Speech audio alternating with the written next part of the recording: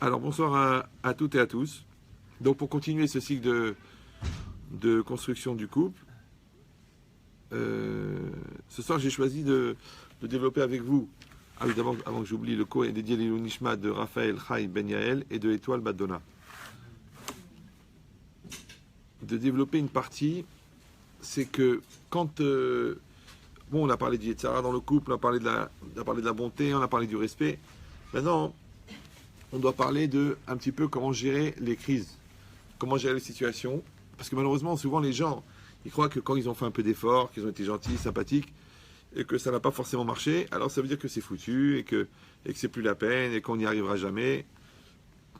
Malheureusement, il y a beaucoup de gaspillage comme ça qui se font. On passe des heures et des heures après à rattraper, alors qu'en vérité, le principal problème, comme je l'expliquais déjà, mais malheureusement, c'est pas assez compris, c'est que le travail n'est pas fait au départ. Ça veut dire que les gens qui n'ont pas accepté, qui n'ont pas compris qu'un couple, il doit être construit, alors ça ne marchera pas. Ça ne marchera pas, oui. Ça s'appelle un binyan. Un binyan, c'est une construction.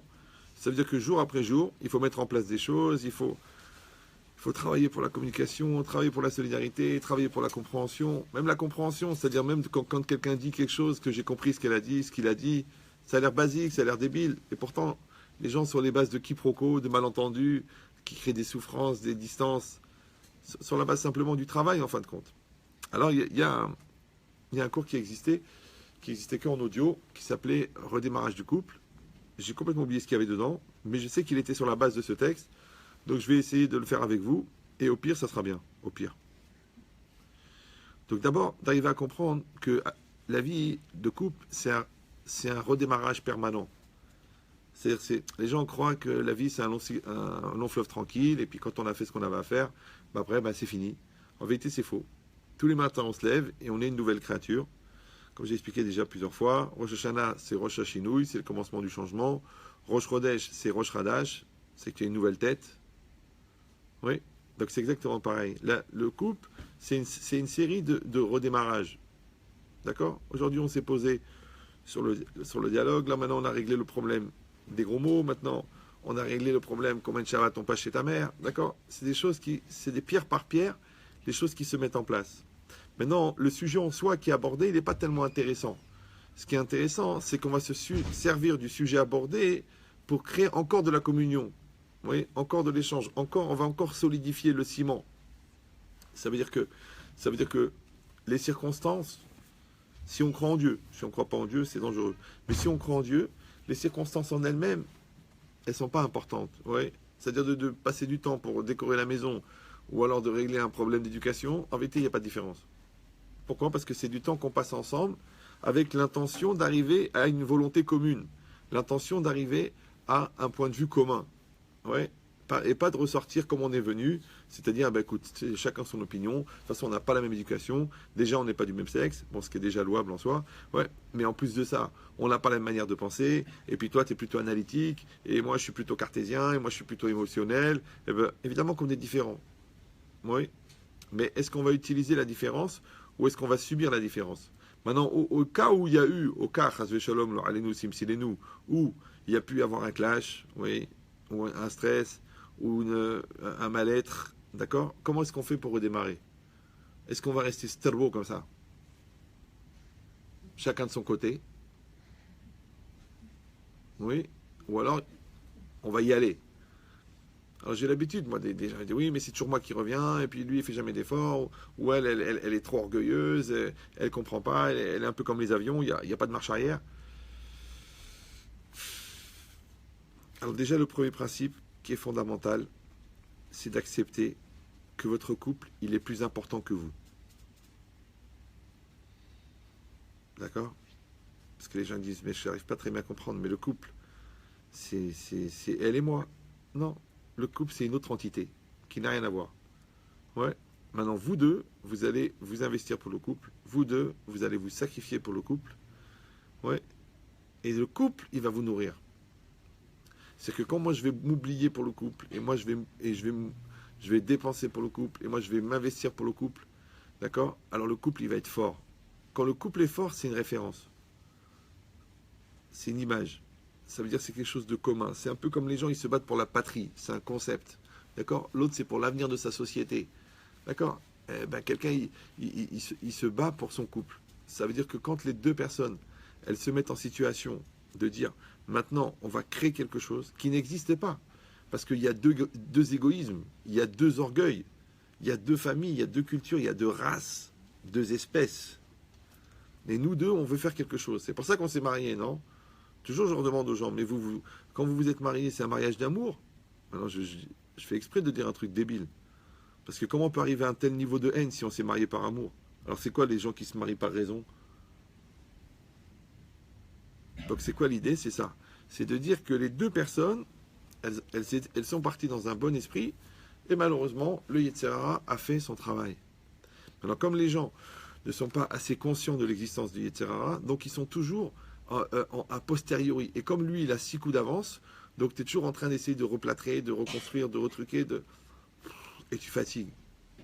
Mais si on part d'une logique qui est qu'on veut se faire rencontrer deux bonnes initiatives, parce que c'est ça le couple. L'amour, le couple, c'est la communion de deux initiatives positives. Donc moi j'ai une initiative que ça aille bien, toi tu as une initiative que ça aille bien, et ensemble ça va aller bien. Mais ce n'est pas une question de contexte et d'ambiance et de famille et ta mère et question d'argent. Oui, depuis que je la gâte plus parce que la situation a changé, alors elle fait la gueule. Mais non, tu crois qu'elle s'est mariée pour ton argent. Et si c'est vrai, c'est très grave. Parce que pourquoi quelqu'un il va venir si tu lui as pas proposé ça? Donc ça veut dire que la personne, elle doit comprendre que ce n'est pas les circonstances qui font la réalité. C'est nous deux qui faisons la réalité. On dit, c'est dans cette logique-là, on se pose comme ça, on dit, écoute mon amour. Les circonstances elles sont un peu difficiles. J'ai gaffé hier soir, j'ai charrié pendant toute la soirée devant les copains. Tu l'as mal vécu. Ma mère, elle t'a détruite. Et moi, j'ai pas pris ta défense. Tu vois, des genres de lourdeur comme ça, oui. J'étais pas assez proche de toi à l'accouchement. Ou alors j'ai fait la gueule quand tu m'as annoncé que tu étais enceinte. Très grosse erreur hormonale. Oui. Donc tout ça, ce sont des clashs. Maintenant, qu'est-ce qu'on fait avec? Alors rappelez-vous que les problèmes, si on les regarde en tant que personne, s'appellent de la vexation, de la susceptibilité, de la souffrance et de la haine. Mais si les mêmes problèmes, on les regarde en tant que couple, c'est des occasions de réconciliation. Donc c'est des occasions de faire du ciment. C'est des occasions de s'asseoir et de s'excuser et de prendre du recul et de réfléchir et de cimenter. Donc en fait, ça fait l'inverse. Yamara, il avait dit à propos de la crise d'adolescence, mais en vérité c'est pour toutes les crises, c'est comme ça. Plus la blessure est profonde, et plus la cicatrice est solide. Vous me suivez ou... Voilà. Donc les gens qui ont fait une crise d'adolescence qui est dure, après c'est des gens qui sont solides. Par contre les gens qui n'ont pas fait de crise d'adolescence, le jour où ils font la crise d'adolescence, en général ils la font à 45 ans et ça s'appelle un adultère. D'accord? Donc c'est normal la crise d'adolescence. Et ben, c'est exactement pareil. Pourquoi? Parce que nous on croit que l'adolescence c'est que tu es un enfant et puis après tu es un adulte. Alors entre les deux tu es adolescent. Mais non, tous les systèmes ils passent par le même cycle. Enfance, adolescence, adulte. Donc ton couple il est enfant. On a expliqué déjà ça, mais je redis pour les absents. Le couple enfant c'est que chacun il pense que l'autre a 100% tort. C'est un couple enfant. Le couple adolescent c'est que chacun accepte qu'il a minimum 50% de tort. Et le couple adulte c'est chacun qui pense que l'autre il a 100% raison. Oui, et c'est seulement qu'il faut travailler. Voilà, ça c'est un couple adulte. D'accord?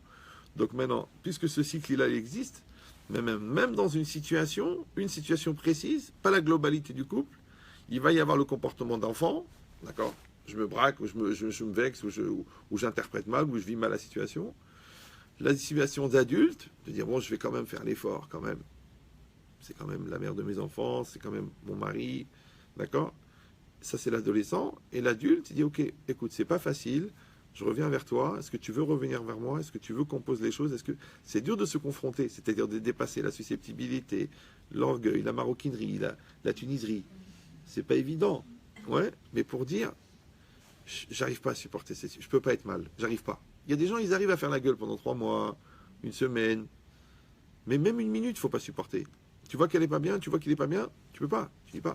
Eh ben, c'est à lui de faire le premier pas. Pourquoi je fais? Ouais, mon père, il n'a jamais fait d'effort. Oui, mais ta mère, elle s'est suicidée. Donc, ça veut dire quoi? Ça veut dire qu'il faut être dans cette logique-là, oui, d'être des malades mentaux, des accros, d'accord, des drogués du shalom. D'accord? On ne doit pas supporter. Tu t'excuses, j'ai raison, j'ai tort, je m'en fous. Je veux pas ça. Je veux pas qu'on soit mal. C'est impossible. Oui? Parce que c'est dans cet espace-là de pourriture qui s'appelle la querelle qu'ils naissent les souffrances et les problèmes. Je vous ai déjà expliqué 1 million de fois que Mahloket, ça s'écrit Mem, Chet, Lamed, Kouf, Tav. D'accord? Les lettres du milieu, c'est Chelek, Chet, Lamed, Kouf. C'est Chelek. Chelek, c'est les Halek. Les Halek, c'est séparé. C'est partagé. D'accord? Et la première lettre et la dernière lettre, c'est Mem, Tav. C'est Met. D'accord? Alors le Ramban, toujours, il dit Bechol makom chez Atamotse Pirud Atamotse Mita. Chaque endroit où tu trouves la séparation, tu trouves la mort. Parce que c'est quoi la mort? C'est une séparation. Cette branche, elle est vivante. Pourquoi? Parce qu'elle est accrochée à l'arbre. Tu la détaches de l'arbre, elle meurt. Donc nous, qu'est-ce qui nous unit? Ben, c'est la vie, c'est le sang qui passe entre nous deux. D'accord? Tu enlèves le doigt, eh ben, il meurt. Au bout d'un moment, il meurt. Pourquoi? Parce qu'il est plus nourri par le circuit sanguin. Eh ben, c'est quoi le circuit sanguin de notre couple?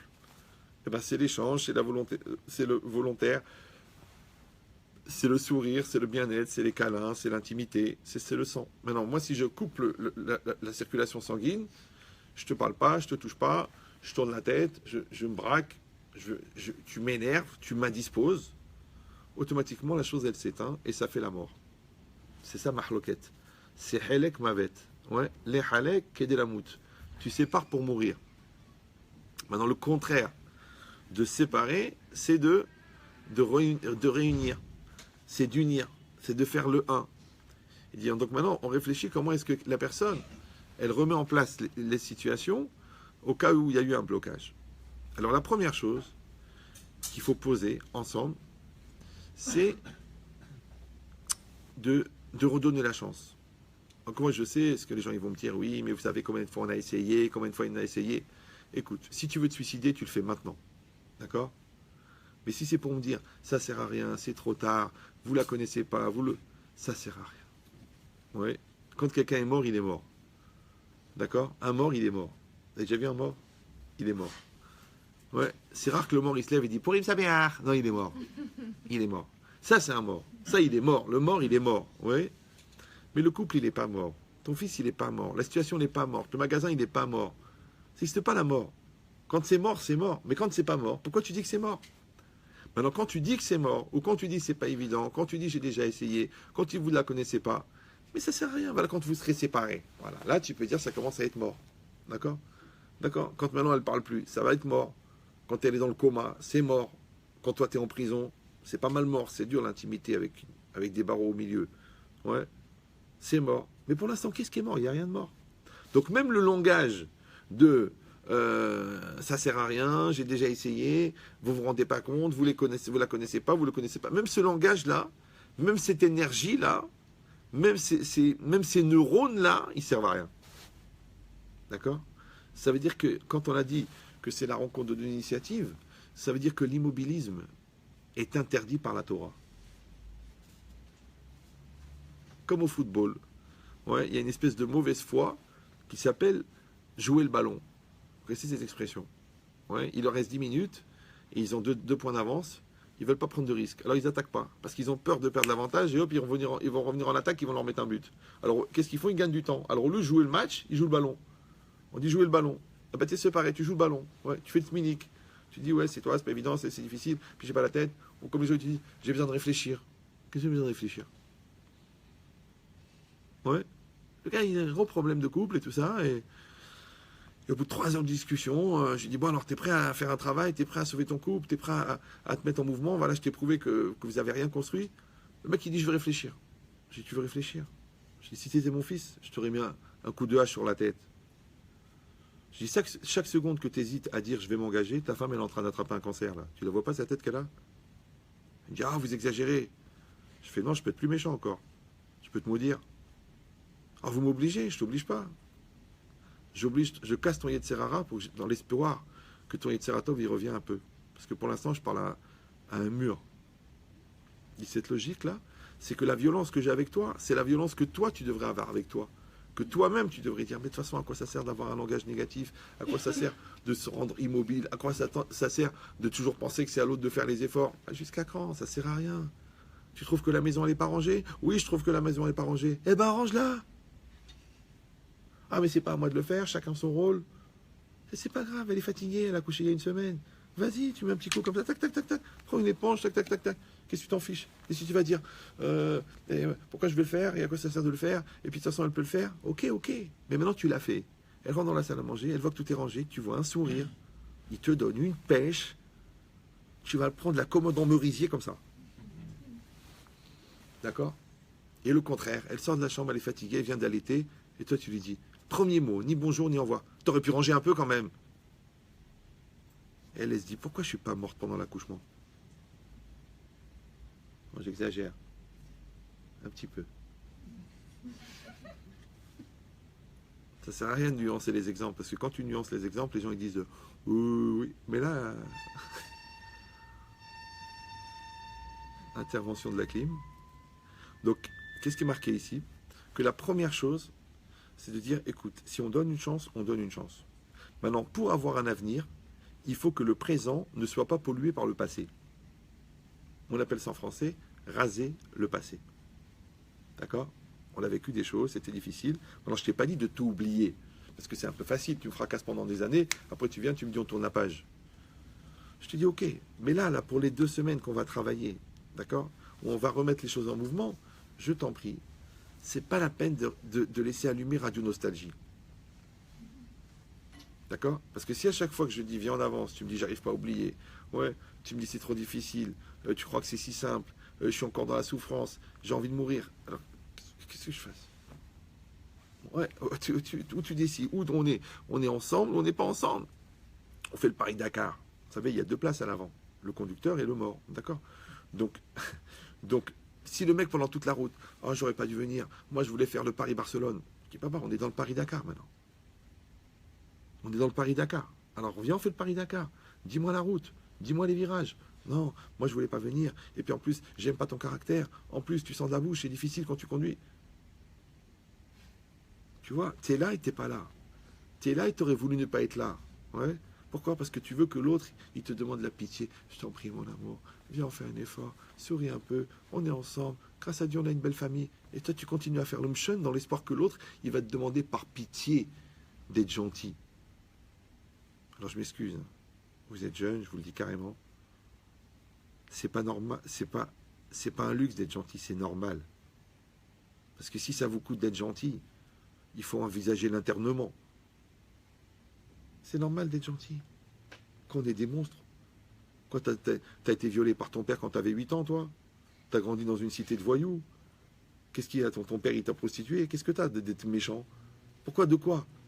Ah, mais regarde, même toi, tu réfléchis, qu'est-ce que tu vois comme argument pour argumenter ta lourdeur? Mais là, il n'y a rien, on est bien, bah, au Hachem, on est bien, on est dans un bel appartement, tu es une belle femme, tu es un bon mari, vous êtes les 2 gentils, intelligents, diplômés. Alors qu'est-ce qui nous manque? Mais qu'est-ce qu'on a besoin de râler? Comme si c'était une manière d'être. Non, non. Va, si tu te sens pas bien, tu sais ce que tu fais, vous prenez le métro, tu vas dans les hôpitaux des cancéreux, tu fais chambre par chambre. Tu sors de là-bas, tu te dis, mais je suis le plus heureux des hommes, ils m'ont coupé qu'un bras. D'accord? C'est-à-dire que tu comprends même pas ton bonheur, tu connais même pas ta joie, tu sais même pas. Mais comme toi, tu relativises par rapport à ta prise de tête, donc ça devient quelque chose de sérieux. Alors qu'au fond, tout va très bien. Et maintenant, ça, c'est quoi? C'est pas la méthode Coué. Je suis heureux, je suis heureux, je suis heureux. Non, c'est que tu te mets en situation maintenant de départ. Et dans le départ, on a le matériel, on a la voiture, on a la carte, on a le moral, on y va. Donc ça s'appelle un bon démarrage. Un bon démarrage. Et pour ça, on a besoin de raser le passé. Ça veut dire que quand on sait que maintenant on veut faire de la prise de conscience, on veut faire du positivisme, donc pourquoi on peut le faire maintenant? Parce que c'est quoi la prise de conscience? La prise de conscience, c'est qu'en fait tu prends conscience qu'à l'époque tu n'étais pas conscient. Donc c'est-à-dire que ce qui s'est passé jusqu'à maintenant, vu notre gaminerie, notre lourdeur, notre bêtise, notre égoïsme, ouais, donc c'était 90% du Yetzirah. Maintenant quoi? Tu veux te servir d'un constat de ce qui s'est passé, qui n'était ni de toi ni de moi, pour décider que l'avenir ne vaut pas le coup? Moi je pose la question. Si quelqu'un il passe pas un examen, il a raté ou il a eu? Alors, les gens, il y en a qui vont dire, eh ben, on ne sait pas, parce que il aurait pu l'avoir. Ouais, moi je sais où il l'a eu, mais je sais, mais il l'a pas eu. Parce que il n'a pas été à l'examen. Alors c'est exactement pareil. Le Yetzirara, c'est celui qui prend ta place. Donc si dans votre couple de l'époque, il y avait 80% de Yetzirara, parce que immaturité, manque de préparation, orgueil, égoïsme, lourdeur, ada, ta mère, ton frère, ta sœur, ton style. Donc quand tu enlèves tout Yetzirara, il ne reste plus rien. D'accord? Donc qu'est-ce que tu veux faire maintenant? Tu dis aujourd'hui, j'ai pas la force de continuer à cause de ce qui s'est passé. Mais ce qui s'est passé, c'était ni toi ni moi, mon amour. Parce qu'on était des inconscients, parce qu'on était jeunes, parce qu'on était deux égoïstes. Maintenant, on a compris. J'ai compris ta valeur. C'est ça en français, prendre conscience. D'accord? Donc maintenant qu'on prend conscience, donc ça vaut le coup de le faire ensemble. Mais ça, pour ça, tu es obligé de raser le passé. Comme un enfant. Ouais. Si toute la journée tu lui dis, tu sais que l'année dernière t'as rien foutu, et puis ça va, tu vas recommencer, et puis t'es de mauvaise foi, et ça marchera pas, et tu me dis ça pour me calmer, pourquoi il va travailler? Pourquoi il va travailler? Et je sais ce que tu dis toi. Tu dis oui, ben ça fait quand même du bien, parce que c'est un peu facile. Hein. Il faut rien toute l'année, d'accord? Et puis au moment des vacances, il me dit papa, je te jure, l'année prochaine je vais bosser. Et moi j'ai pas envie d'y croire. Ok, t'as pas envie d'y croire. Oh, qu'est-ce que tu veux faire maintenant? Tu vas dire j'y crois pas. En quoi tu vas le déscolariser? T'es condamné à croire. Maintenant, après, il faut juste avoir la solidarité, chacun de se rassurer l'un l'autre. Comme l'enfant, il va dire, regarde papa, tu vois, j'ai acheté cahier du jour, cahier du soir, et je vais le faire pendant toutes les vacances à la Tania. Et je vais faire 2 heures de travail par jour. Parce que papa, je veux pas que tu aies de la peine de se dire que je t'ai embrouillé. J'ai rien foutu toute l'année à Maïmo, ouais. Mais là, pour les vacances à la Tania, tous les matins, 2 heures, quand les copains ils vont aller à la plage, moi je vais travailler 2 heures. Les maths, le français, les trucs. Voilà, papa, j'ai acheté des annales, des trucs, je vais le faire. Mon fils, tu m'as fait plaisir. Tu m'as fait plaisir pas parce que tu as travaillé. Tu m'as fait plaisir parce que tu as grandi. Ben, c'est exactement pareil. Nous deux, on est des bébés, on est des gamins. Donc, on a besoin de se rassurer l'un l'autre. Maintenant, se rassurer, c'est un acte de solidarité. D'accord? Si je dis à l'autre, si Dieu veut, l'inéder, après le mariage, je vais faire Shabbat, je suis très coléreuse, mais je vais me calmer dès que tu me passes la bague. C'est le poker. Tu dis, écoute chérie, je ne vais pas mettre 10 000 $ sur 2 cartes retournées. Alors je ne vais pas mettre ma vie sur 2 cartes retournées. L'autre, il dit, j'arrête la coke juste après la roupa. Tu dis, c'est déjà, si tu veux le faire après, t'as qu'à commencer à le faire avant. Maintenant, la cocaïne, c'est ton problème à toi. Mais la solidarité, c'est notre problème à nous.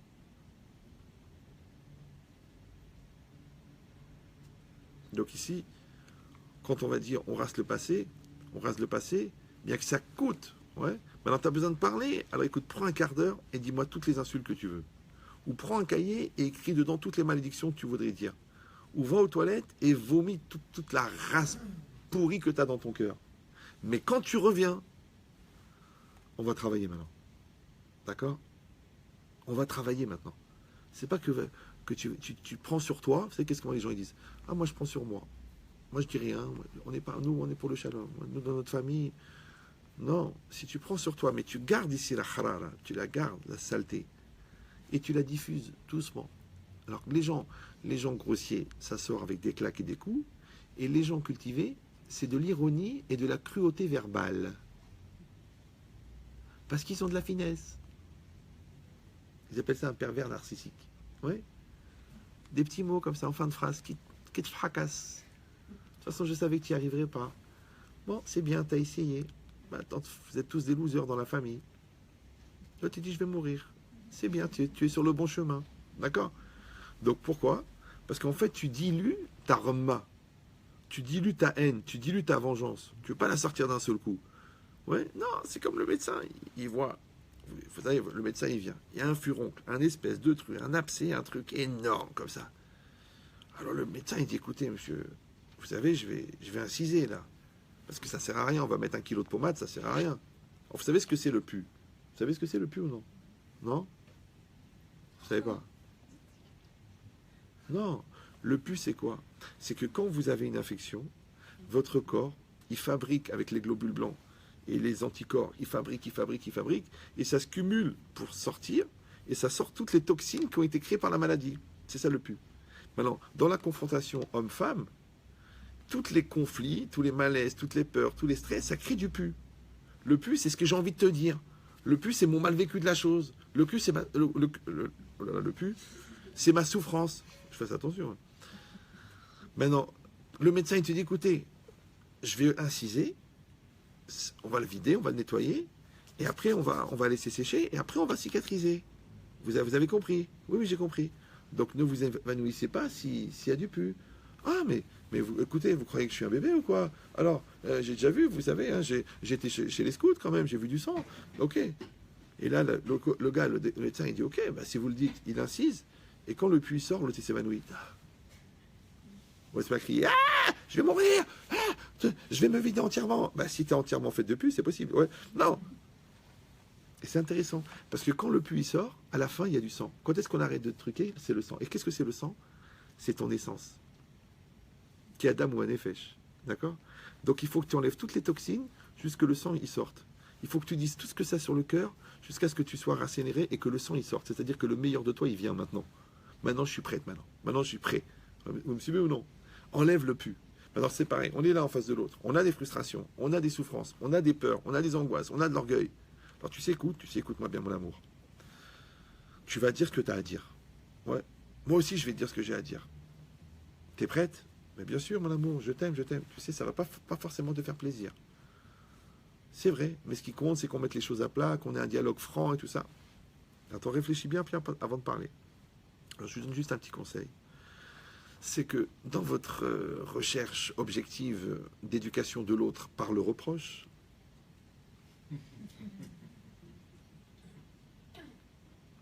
ne reprochez jamais à quelqu'un une chose que la personne ne peut pas régler. Par exemple, il y a des personnes qui ont une surcharge pondérale, mais qui n'est pas liée à un régime. Parce que toute la famille, elle a un petit peu ce côté un petit peu surchargé, et qu'en plus que la personne, depuis qu'elle a 6 ans, elle fait des régimes. Et avec ça, elle fait 87 kilos. Alors ne lui dis pas qu'elle est grosse. Ne dis pas ce mot. Parce que ça ne sert à rien. Si c'est quelqu'un qui se néglige, que tu l'as rencontré comme ça, et qu'en 5 ans, elle est devenue taposa, ok, c'est sûr que le matin, de manger un demi-poulet et 6 pizzas à midi, c'est sûr que c'est pas un régime normal, c'est presque du laisser-aller, pour pas dire un homicide culinaire. Ah, je viens de l'inventer celui-là. D'accord? Oui? Et toi, c'est pareil. Maintenant, si toi, tu es négligent dans des choses, donc il ne faut pas reprocher une chose qui ne dépend pas de toi. D'accord? C'est comme tu dis, ta mère, elle est... Qu'est-ce que je fasse? Tu veux que je la tue? Tu sais qu'elle est schizophrène. Alors arrête de me mettre sur le dos. Je vois les gens, ils se mettent la famille. Ils se mettent la famille, ouais.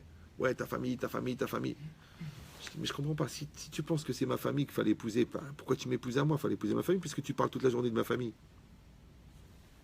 Et ça, c'est seulement est-ce qu'on est assez objectif pour faire la différence entre une raison et un prétexte. Vous sentez la différence? Vous parlez français? Ouais. Non, c'est important. Parler français, c'est pas seulement connaître les définitions, c'est vivre en fonction des définitions. Parce que les gens, ils parlent français, mais ils vivent irlandais. Ouais. Ils se conduisent comme des Suédois. On dirait qu'ils ne parlent pas français, puisqu'ils disent une chose, ils font autre chose. Alors quoi, tu ne parles pas la langue que tu parles? C'est des Suédois. Oui. Ou des Syriens. Parce qu'à chaque fois que tu leur dis, mais c'est grave, ils disent, non, Syrien, Syrien. D'accord? Il dit, cette logique-là, d'être capable de dire, maintenant, on rase la table. On démarre sur une page propre. Oui.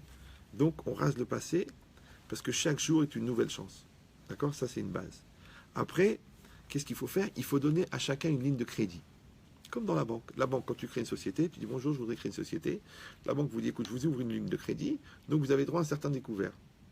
Maintenant, c'est quoi le découvert? C'est que si la banque, elle te téléphone à chaque fois que tu as 1 euro de découvert, tu dis, écoute, j'ouvre un magasin maintenant. Ouais. Bon, il y a des jours, je fais 1000 euros, il y a des jours où je perds 300. J'ai pas encore stabilisé la situation. Alors, c'est pas la peine de me saouler toutes les 10 minutes en me disant, attention, vous êtes en découvert. Je dis, mais c'est ça le commerce. Le commerce, tu gagnes, tu perds, tu gagnes, tu perds. Un jour, tu gagnes plus que ce que tu perds. Mais c'est normal, c'est du business. Ok. Et bien, c'est pareil le couple. Le couple, on était déjà sur les nerfs. On a déjà bouffé le crédit. Ouais. Alors maintenant, on dit, on n'accepte plus aucun découvert. Mais c'est pas possible. Parce qu'il va faire des erreurs. Elle aussi, elle va faire des erreurs. Mais si tu rêves, toi, ou quoi? Je supporterai plus. Ah, je pourrai plus supporter. Mais parce qu'on est des brêles. Vous savez que quand vous achetez une voiture, quand vous achetez une belle voiture, à 45 000 euros, chez le concessionnaire, d'accord, normalement, il vous met au moins 20 litres d'essence. Bon, il y a des radins, ouais, mais normalement, il te fait le plein. C'est normal, tu as payé une bagnole 45 000 euros, le mec, il te met pas le plein.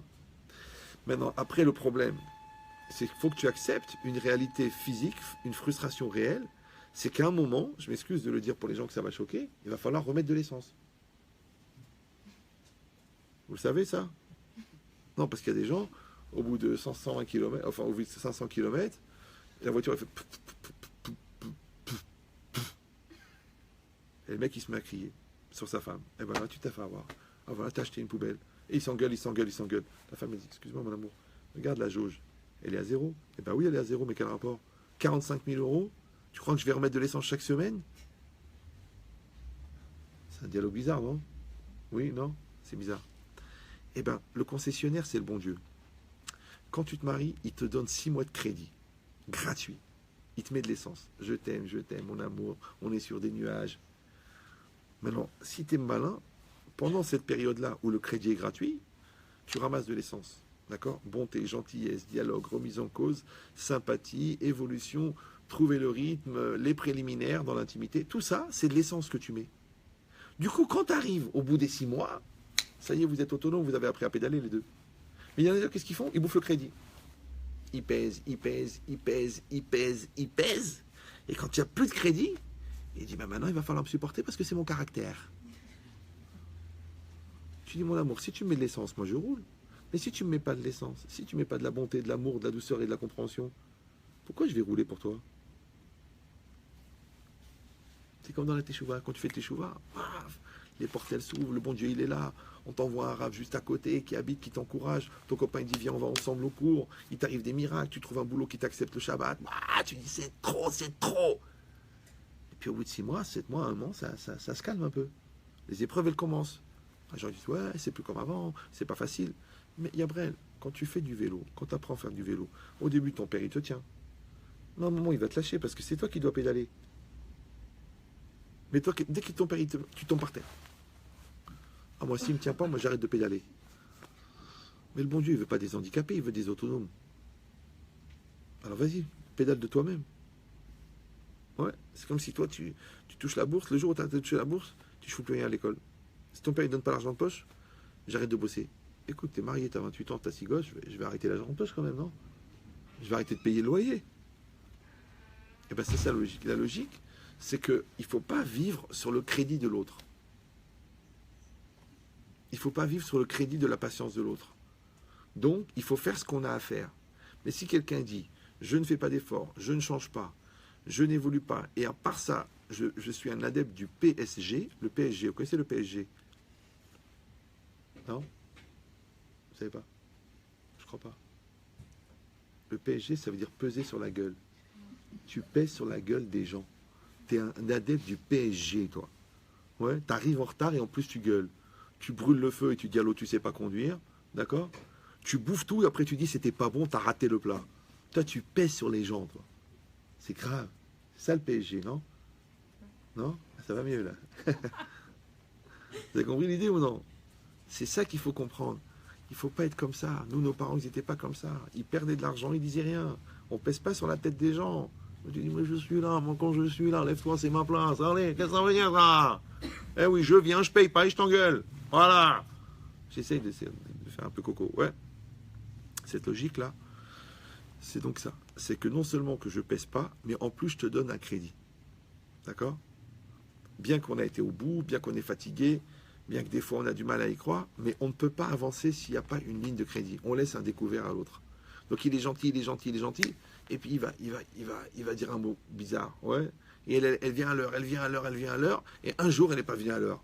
Alors, ne fais pas comme les imbéciles, que quand ils voient un puzzle de 12 000 pièces, ils remarquent rien que la pièce qui manque. Tu dois dire Kolakavod. Kolakavod, 6 mètres sur 6 mètres, tu nous as fait la bataille de Samothrace en puzzle, 38 852 pièces. Mon amour, Kolakavod. Alors il dit, bon, je sais, mais j'ai honte, il manque une petite pièce. Tu sais quoi, je ne l'ai même pas vu. grand seigneur. Non, non. Toi, tu remarques là, il manque une pièce. Il manque, c'est dommage. Il manque une salade, dommage. Ah, tiens un bouton là. Tiens un bouton. Ah bah oui, j'ai un bouton. Ah c'est dommage. Tiens, tiens un bouton. Ah ben je le sais que j'ai un bouton. Qu'est-ce que je fasse maintenant? On va au mariage dans 5 minutes maintenant. Je me suis maquillée, je me suis arrangée, je me suis fait belle pour toi. D'accord, j'ai perdu 10 kilos. Et toi, au lieu de me dire mon amour, t'es magnifique, tiens un bouton. Ah c'est moche. Tu peux pas l'enlever? Pourquoi? Pourquoi t'es lourd? Pourquoi t'es blata? Oui. Après, ça m'a échappé. Je voulais pas le dire.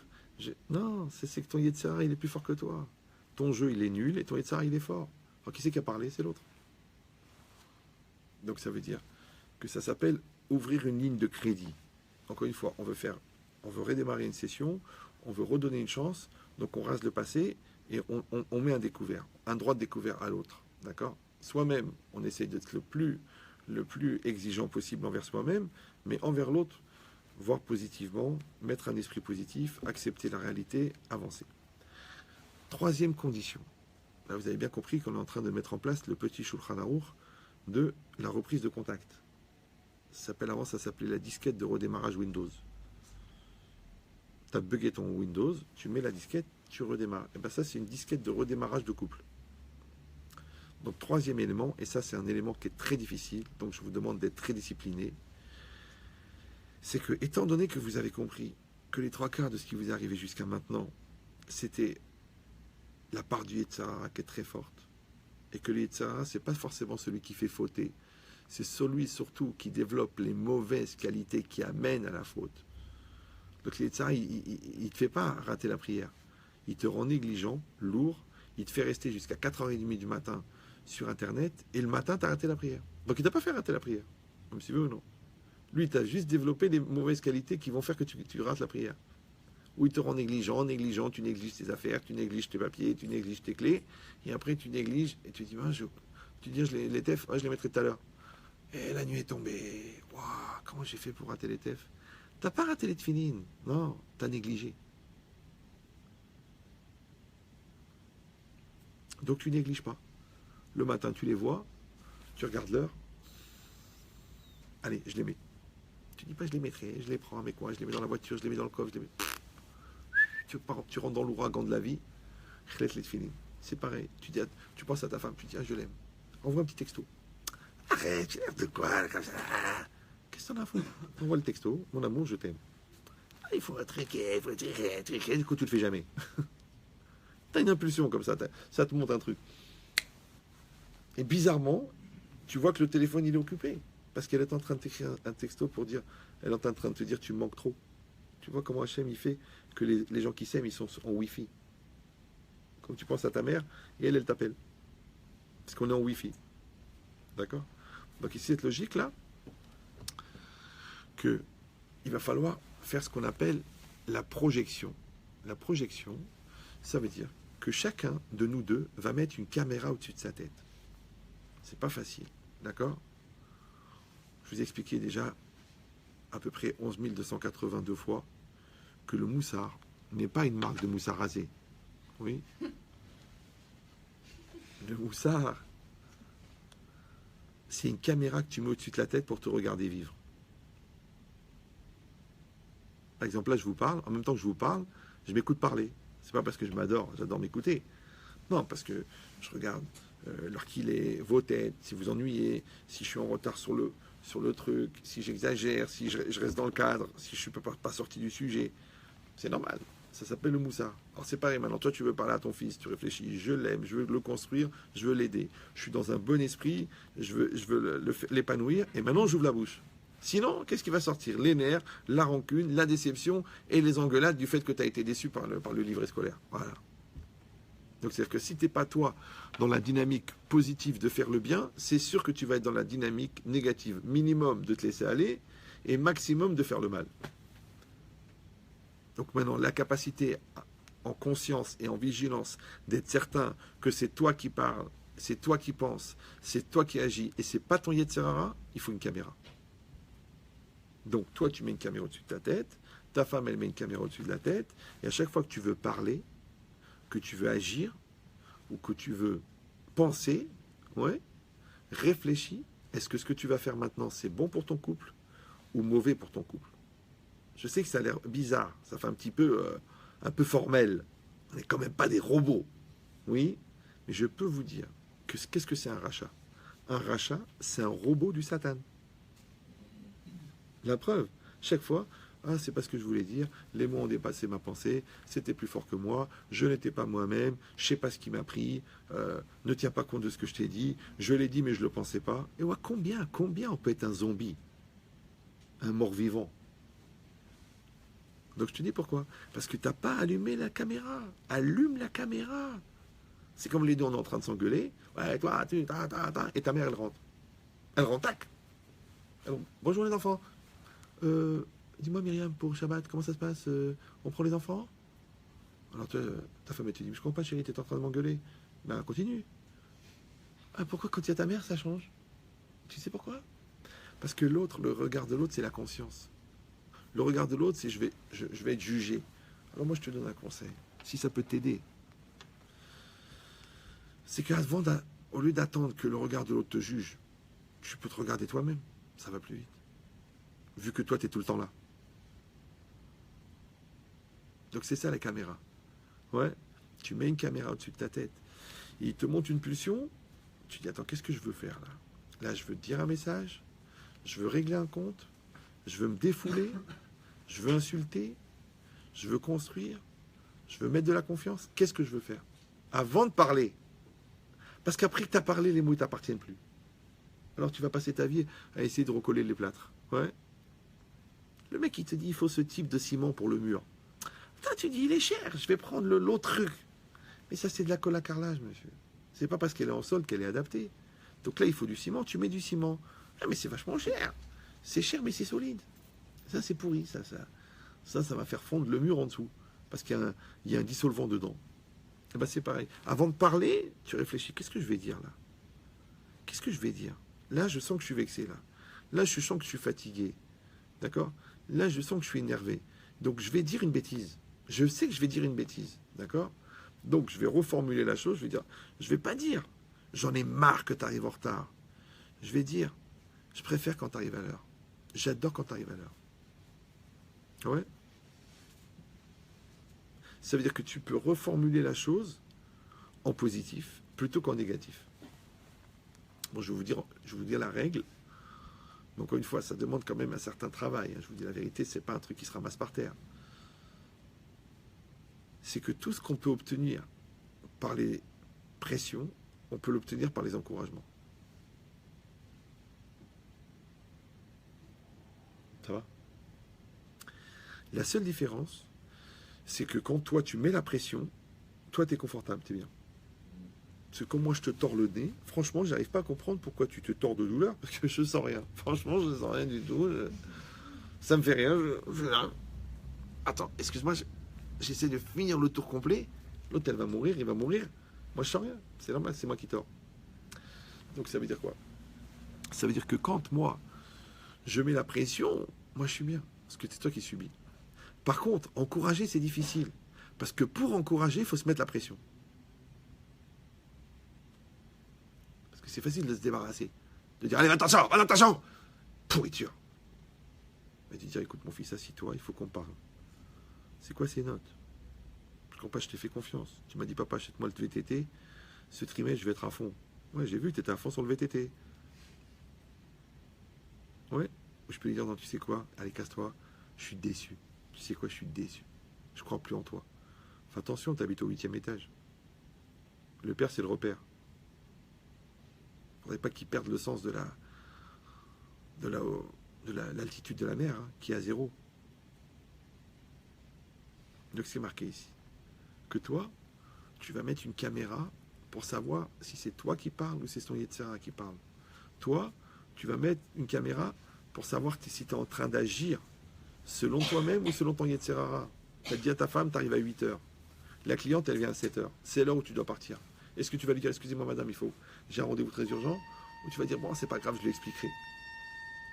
Non, c'est pareil. Ton mari t'a dit mon amour, je voudrais qu'on arrive à l'heure. Alors tu t'organises. Ou non, dès qu'il arrive, tu dis je rentre dans la salle de bain. Ça veut dire qu'il va avoir les nerfs toute la soirée. Donc qu'est-ce que tu fais toi en vérité? Dans ton action, tu réfléchis à la part de Yetzara qu'il peut avoir dans l'action. Parce que des fois tu peux faire un cadeau, mais tu fais avec une tronche tellement de mchon que l'autre a dit j'aurais préféré qu'on n'aille pas au restaurant parce que tu as fait la gueule toute la soirée. Parce qu'au fond tu voulais pas y aller. Donc là c'est un Yetzara de l'acte. Des fois c'est un Yetzara de la parole. Et des fois c'est un Yetzara de la pensée. Par exemple, quelqu'un il pense que sa femme est une tramala. Mais il dit rien. Mon amour, mon cœur, ma vie. Qu'est-ce qu'elle est lourde. Mais qu'est-ce qu'elle est brèle. Mais quelle réactivité.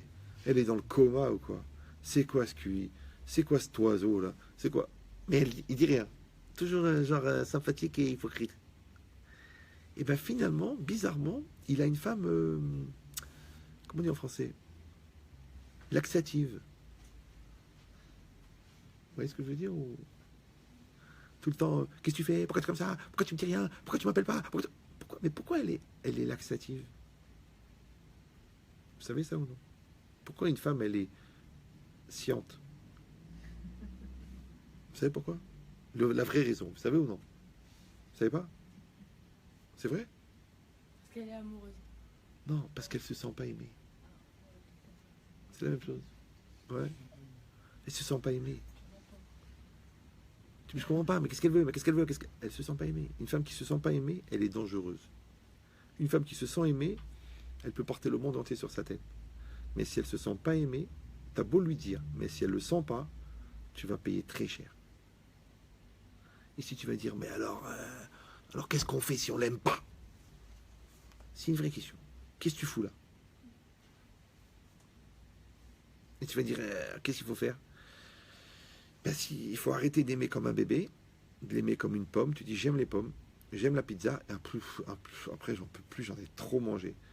Donc, il faut arrêter d'aimer l'autre comme une pizza. Il faut l'aimer comme un adulte. Et c'est quoi aimer comme un adulte? C'est pas aimer, c'est apprendre à aimer. Il faut apprendre à aimer. Apprendre à aimer, ça veut dire, c'est un apprentissage. Chercher le qualité, voir le bien, être positif, s'inscrire dans une logique, donner, investir, redonner, redonner, redonner. Là, tu apprends à aimer. Alors que la pizza, tu dis j'aime ou j'aime pas. Avec oignon, oh non, je l'aime pas. Maintenant, tu vas pas aimer la pizza aux oignons si tu l'aimes pas. Si tu l'aimes, tu dis ah, il n'y a pas d'oignon, c'est dégueulasse. Si tu aimes, c'est bon. Ça s'appelle aimer une pizza. Mais tu peux pas aimer ton conjoint comme une pizza. Non,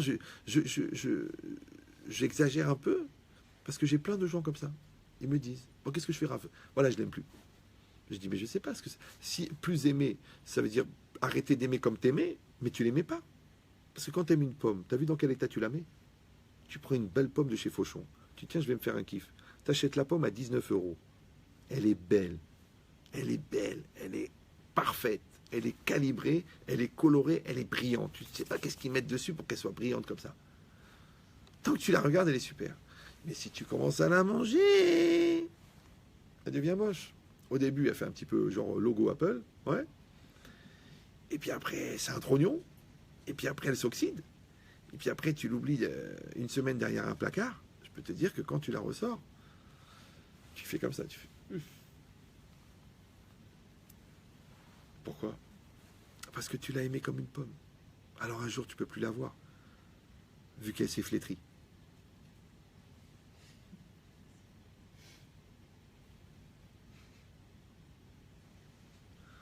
Mais ta mère aussi, elle s'est flétrie. Pourtant, tu l'aimes de plus en plus. Ta grand-mère aussi, elle s'est flétrie. Et tu l'aimes de plus en plus. Alors ne viens pas chez moi me dire, elle a grossi, elle a des rides. Pourquoi toi, t'as pas changé, toi, le jeune premier qui est devenu le vieux roublard? C'est la vie, ça va. Ouais. Donc vous avez compris. Les consommateurs, ils aiment. Et les amoureux, ils apprennent à aimer. Tous les jours. Tous les jours un peu plus.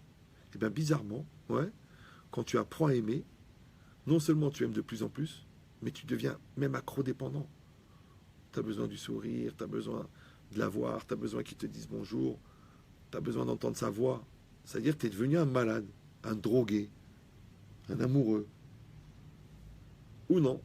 Tu dis non, finalement, bon, bah écoute, si tu vas pas m'y c'est pas très grave. Une fois, j'ai enseigné la Nida à un gars. Alors je lui dis, tu sais, c'est assourd, Si une femme, elle a posé ses lèvres ici, tu ne peux pas boire dans le même verre, de peur que tu vas poser tes lèvres au même endroit. Il m'a dit, alors vous les religieux, vous êtes des obsédés sexuels? Je dis oui. Tu es obsédé, mais de ta femme. Toi, tu es obsédé de toutes les femmes, sauf la tienne. La tienne, toute nue, elle ne fait aucun effet. Et la femme du voisin, elle se baisse un peu, déjà le décolleté, tu pars au paradis. Alors qu'il n'y a rien, c'est juste de la viande. Et t'espères, si Dieu veut, qu'elle se baisse encore de 10 cm et que là, tu puisses visiter le Grand Canyon. Donc, tu es un malade mental. Va te soigner. Alors que toi, tu es obsédé de ta femme. Tu es obsédé. Tu dis, moi, je l'adore. Moi, son petit doigt, il m'excite. Mais le jour où tu perds l'excitation, ne viens pas chez moi pour me dire, le sexologue, il a dit que ça s'appelle le phénomène de la routine. Vous me suivez ou non? Parce que tu as besoin d'être proche de la personne. Alors si en plus il y a de la communion, c'est encore mieux. Si en plus de ça, il y a de la complicité, c'est encore mieux. Si en plus de ça, il y a une communion des sentiments, c'est encore mieux. Et si en plus de ça, il y a une communion au niveau intime, c'est extraordinaire. Mais qu'est-ce que tu viens me saouler avec l'intimité, alors qu'au fond, tu ne peux pas l'avoir? Qu'est-ce que tu viens me saouler avec l'intimité, alors qu'au fond, tu penses que ton mari, c'est un idiot? Donc ne me dis pas, l'intimité, elle ne marche pas. Puisqu'au fond, tu penses qu'il est brêle, qu'il est loser et qu'il est incapable. Vous avez compris? Ça veut dire que quand toi, tu ne mets pas ce filtre de Yetzirara, ce filtre, d'accord, pour qu'il n'y ait que du positif qui sort de ta bouche, que du positif qui sort de tes actes, que du positif qui sort de ta pensée, eh bien, il y aura des dégâts collatéraux. C'est impossible. Par contre, si tu fais le contraire, moi j'ai vu des gens, ça c'est la 3e étape du programme, ouais. Déjà là, ils ont sauvé leur couple. Il m'a dit, Rav, depuis qu'il n'y a plus de Yetzirara dans notre couple, mais tout va bien, tout est facile, c'est incroyable. Il n'y a plus de négation, il n'y a plus de drama, il n'y a plus de gros mots, il n'y a plus de nerfs, il n'y a plus de retard. Tout va très bien. Ils ont juste rêvé, ils ont rêvé ça. Regardez, le programme, il est long. Hein. Ils sont là, dans la 3e étage de la page 10. Ils ont dit, on annule le get. The couple. 4e étape. On met dans la maison un esprit positif. Très, très important. C'est pas facile aussi. D'accord? Plus de raillerie, d'attaque, de pression. On sourit, on encourage. Ça veut dire avoir une relation d'adulte, pas de gamin. Parce que qu'est-ce qu'ils font les gamins? Vous savez, à la maternelle, ils tapent par terre. Ils tapent par terre. C'est moi le plus fort. C'est moi le plus fort. Bon, à la maternelle, à la limite, ça peut être un peu comme ça, sympathique. Mais à 34 ans, ça devient lourd. Je crie plus fort que toi. Et de toute façon, moi aussi, je peux pleurer. Genre une concurrence dans la lourdeur. Genre, je vais être plus lourd que toi. Ils arrivent à le faire, tant qu'il n'y a pas de témoins. Quand il y a des témoins, ils n'arrivent pas. Même le rabbin, après, ils n'osent pas dire comment ça s'est passé, parce que c'est tellement débile. Ils ont honte. Ouais. Il dit, mais ça, c'est quoi? En fait, c'est un esprit que tu mets dans la maison. Tu dis, voilà, 4e étape, ma chérie, mon amour, mon cœur, ma vie, mon parfum, mon bouquet de fleurs, mon feu d'artifice. Je veux qu'on ait un esprit positif dans la maison. C'est pas simple.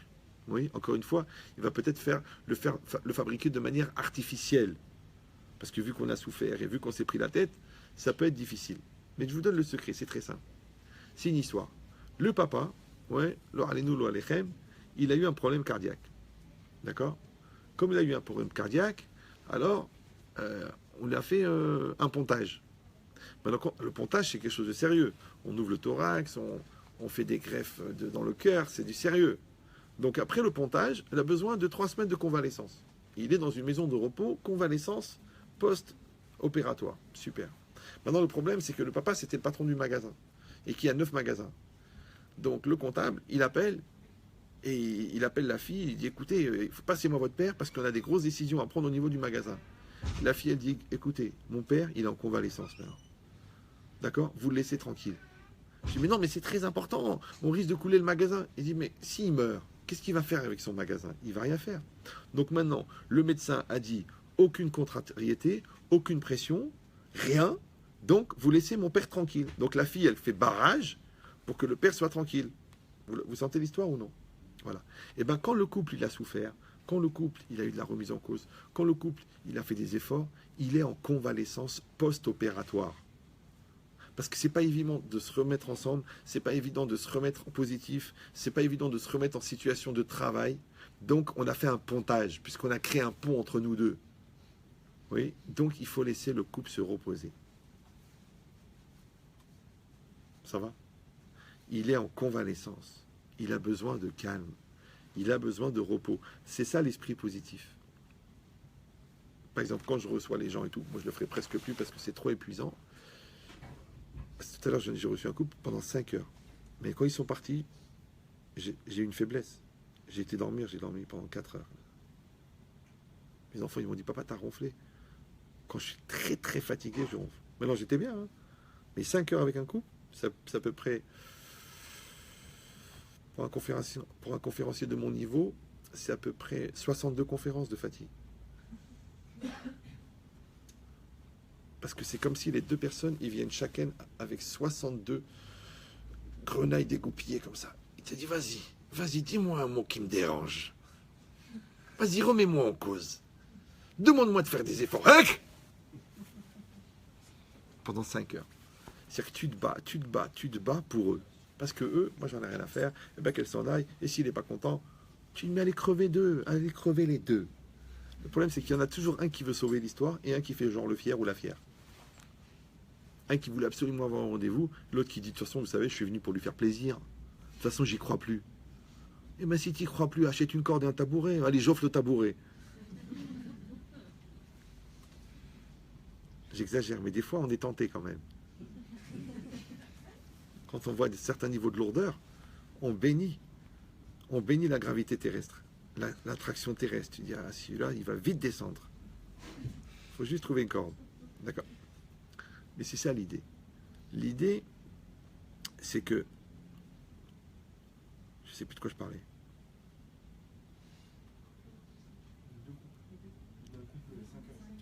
Ouais, mais juste avant. Voilà. Ça veut dire quoi? Ça veut dire que les gens, quand ils sortent du rendez-vous, je leur dis ne parlez pas de votre couple.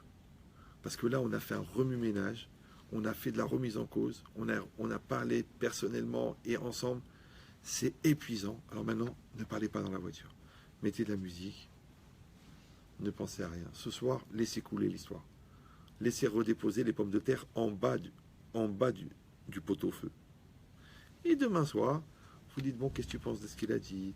Viens, on va être dans une dimension active et positive. Mais demain, pas maintenant. C'est dur déjà. C'est comme si l'enfant il vient de passer un examen très dur, et toi tu lui dis, bon alors qu'est-ce que tu vas faire plus tard? Je dis, papa, laisse-moi décompresser. Laisse-moi décompresser 2 minutes, laisse-moi. Bon alors écoute, il faut le faire. Alors c'est pareil, notre couple, il a besoin de repos. Je vous ai déjà dit que les individus, l'homme et la femme, ils bénissent le couple, d'accord? Et le couple, il nourrit, c'est-à-dire toi tu nourris le couple et le couple il vous nourrit. Donc maintenant le couple, il est fatigué. Le couple, il est remis en cause. Le couple, il a besoin de temps. Alors laisse-lui du temps. Maintenant quand tu mets un esprit positif, ouais, c'est comme quand tu fermes le double vitrage, quand tu habites dans une rue qui fait il y a du bruit, tu ouvres la...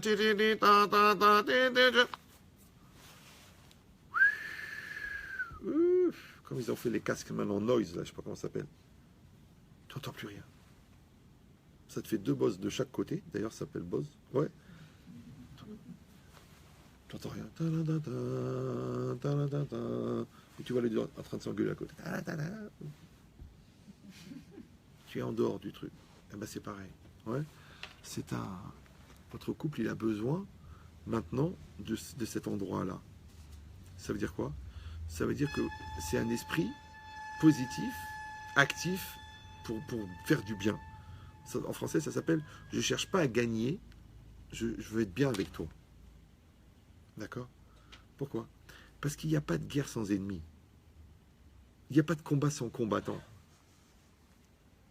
Donc moi je veux le bien, et l'autre il dit « Moi, je veux que ça s'arrange ». Et ben voilà, on est bien. Qu'est-ce qui va nous arriver? 5e étape, très importante, le couple, c'est ni toi, ni moi, c'est nous. D'accord? Moi j'ai dit un petit peu tout à l'heure, un petit peu ça, mais il faut le reprendre bien. Ça veut dire qu'on est encore une fois en train de créer une entité nouvelle, une entité à part, qui s'appelle le couple. Et cette entité-là, c'est un espace dans lequel nous-mêmes, on peut revenir. Par exemple, vous êtes en train de vous prendre la tête tous les deux. T'es arrivé en retard, c'est ça, c'est ça. Donc, qu'est-ce que vous faites tout de suite? Vous dites, s'il te plaît, oui, oui, oui, je peux te parler? Oui. Alors, vous laissez vos deux corps ici, vous sortez de vos corps, vous vous désincarnez, vous vous réunissez les deux et vous regardez les deux brels qui sont en train de s'engueuler. Qu'est-ce que t'en penses? Ben, c'est dommage. Il aurait dû lui dire qu'il y avait des embouteillages. Ouais, mais il n'a pas eu le temps de parler. Dès qu'elle est rentrée, elle l'a agressé. Ouais, je t'avais dit que c'était 7 heures. Mais lui, il y a eu un accident sur le périph'. Tu vois? Mais les deux, quand ils sont en train de faire ça, ils sont les deux en train de parler de leur couple. Vous me suivez ou non? Voilà. Ça veut dire qu'ils sont sortis de leurs individualités pour regarder l'intérêt de leur couple. Il dit ça, c'est ça. Parce que quand on dit le couple, c'est toi et moi, ou ni toi, ni moi, d'accord? Alors tu dis, si c'est toi et moi, c'est compliqué. Parce que toi et moi, ça veut dire deux individualités. Alors je vous ai déjà dit 1 million de fois que quand tu regardes les problèmes en tant que personne, ça ne règle pas les problèmes de couple. Parce que moi, mon intérêt, ma vie, ma joie, ma pauvreté, mon fric, mes nerfs, mon corps, ça ne marche pas. Donc il ne faut pas regarder en tant que moi. Donc c'est pas moi, c'est pas toi. Donc c'est ni toi, ni moi. Mais tu dis, mais si c'est ni toi, ni moi, c'est qui? Alors, je vous donne le secret. Ni toi, ça veut dire que c'est pas ni toi que c'est pas toi. C'est ni toi, N-I-E, toi. Si toi tu te nies, moi je me nie. Je nie mon Yetzirah, je nie mon orgueil, je nie ma lourdeur, je nie ma mauvaise volonté. Donc mon côté mauvais de moi, mon mauvais moi, ouais, je le nie. Ni toi, ni moi. Toi tu te nies, moi je me nie. Alors qu'est-ce qu'on va faire? On va mettre de côté les deux mauvais, on va donner le meilleur.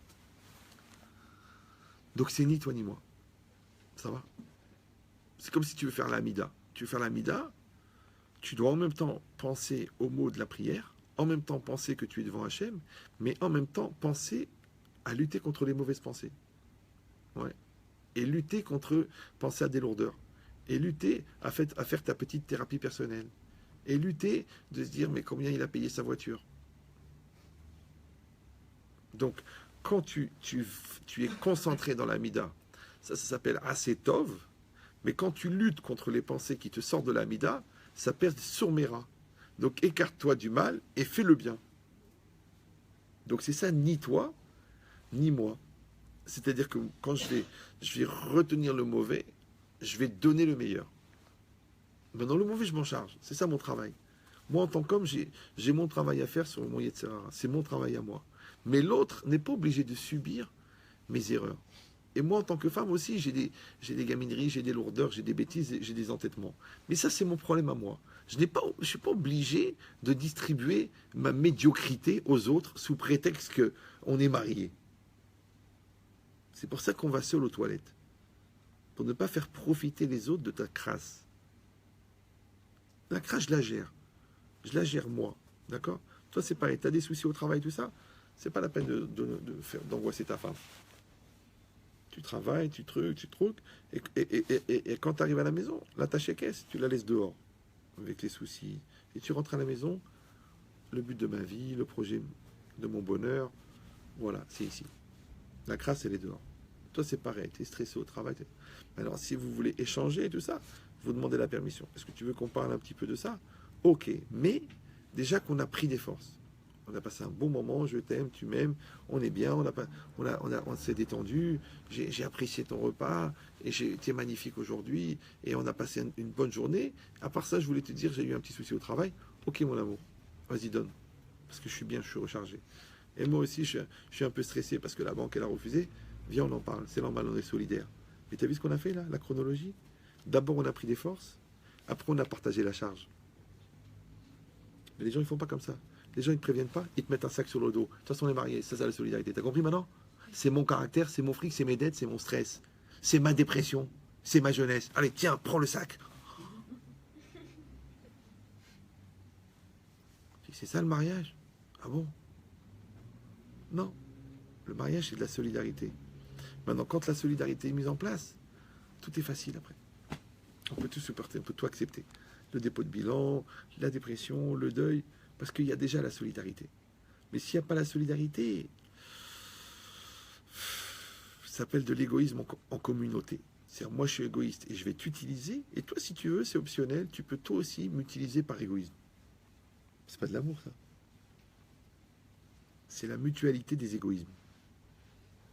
On met nos égoïsmes en mutualité, en réciprocité. Ouais. Donc en fait, c'est que moi, je m'aime en ta présence, et toi, tu t'aimes en ma présence. Maintenant, pourquoi je t'aime? Parce qu'en me disant que tu m'aimes, tu me prouves que j'ai raison de m'aimer. Donc je m'aime de plus en plus, puisque tu me prouves que j'ai raison de m'aimer, puisque tu m'aimes.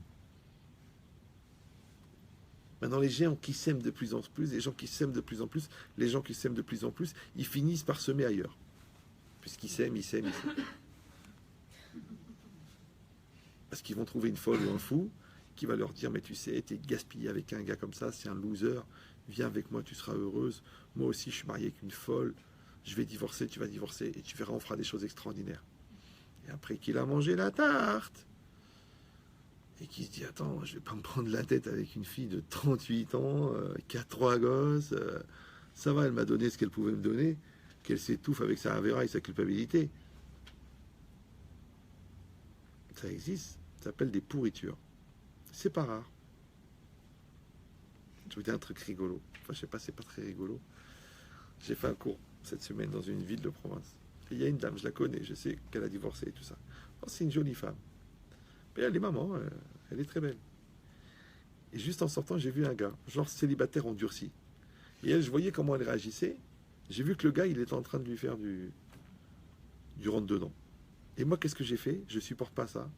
J'ai été le voir, je lui ai dit, écoute, si tu as besoin, marie-toi. Qu'est-ce que tu es en train d'embêter quelqu'un? Parce que le gars, il se dit, elle est divorcée. Elle a personne. Et elle est mignonne. Et moi, je suis un gars qui veut pas se marier. Et justement, je cherche des âmes perdues en mal de tendresse payante de manière naturelle. Il a une chouma, il est devenu tout blanc, le mec. Il m'a dit, mais non, Rav, mais non, mais non, mais non. Je fais, il n'y a pas de mais non. J'ai compris ce qui se passe. Et elle, la pauvre, elle lui a dit, écoute, t'es un bébé. Qu'est-ce que tu veux que je perde mon temps? J'ai divorcé d'un fou, tu veux que je m'amuse avec les animaux? Vous avez compris ce que c'est la vie? C'est ça la vie. La vie, s'il n'y a pas les midot et il n'y a pas l'Aïrat Shamaïm, la vie c'est ça, c'est des animaux. C'est des gens qui disent, oui, qui je trouve pas chaussures à mon pied, alors qu'ils vont d'une désespérée à une autre désespérée. Une fois j'étais en Belgique, il y a un gars, il m'amène un carnet, il me dit, regardez Rav, c'est toutes mes conquêtes. Le mec, il avait des photos, un petit carnet avec les photos des conquêtes. Le mec, il avait au moins 60 ans. Il me dit, regardez la dernière. Je regarde la photo, je dis, je peux dire ce que je pense. Il m'a dit oui. Je dis, je pense minimum 10 ans de dépression et au moins 2 internements. Il m'a dit, non, Rav, un seul internement. Après, il me dit, mais comment vous savez qu'elle est en dépression? Je dis, pourquoi une jolie fille comme ça, elle va aller avec toi?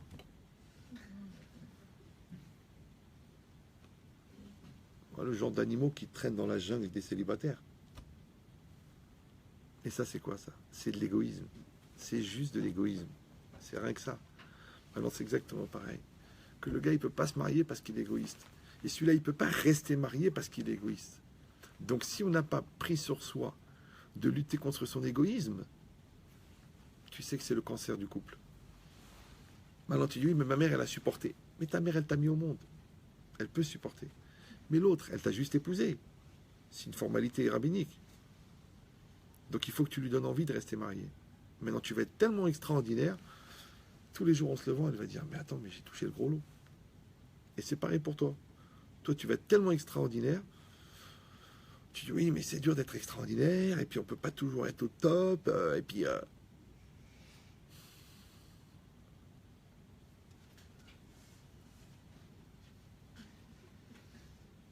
Vous savez très bien que la beauté, c'est relatif. Et ce qu'on trouve beau, c'est ce qu'on cherche à trouver beau. Et ce qu'on trouve moche, c'est ce qu'on cherche à trouver moche. Donc c'est pour ça que je vous ai dit que c'est la communion de 2 initiatives positives. Donc quand toi tu veux l'amour, et l'autre elle veut l'amour, alors ça va aller bien. Et quand toi tu veux que ça se passe bien, alors ça va aller bien.